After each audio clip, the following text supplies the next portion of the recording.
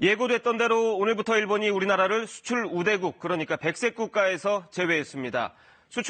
추가로 수출 규제 품목이 나오지는 않은 가운데 정부는 소재, 부품, 장비 분야 연구 개발을 위한 지원 대책을 내놨습니다. 핵심 기술 확보에 속도를 내겠다, 이런 얘기입니다. 첫 소식 정아영 기자입니다.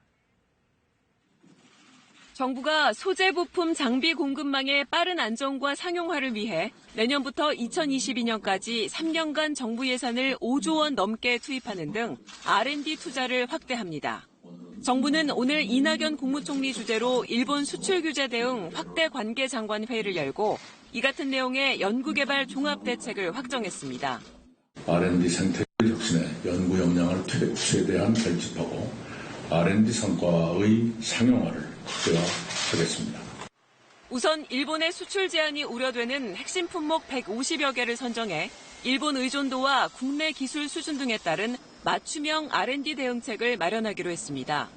이와 함께 빠른 기술 확보가 필요한 연구개발은 예비 타당성 조사 시 경제성 대신 효과성의 비중을 두고 대기업과 중견기업의 연구비 매칭 기준을 중소기업 수준으로 낮춰서 R&D 참여를 촉진하는 등 획기적으로 제도를 개선합니다. 이 같은 R&D를 총괄 관리하고 점검하기 위한 민관 합동 조직인 소재 부품 장비 특별위원회를 신설해 다음 달부터 가동합니다. 소재 부품 장비의 대외 의존도를 극복해 나가는 한편 국가 예산의 철저한 집행과 성과 관리에도 만전을 기하겠습니다.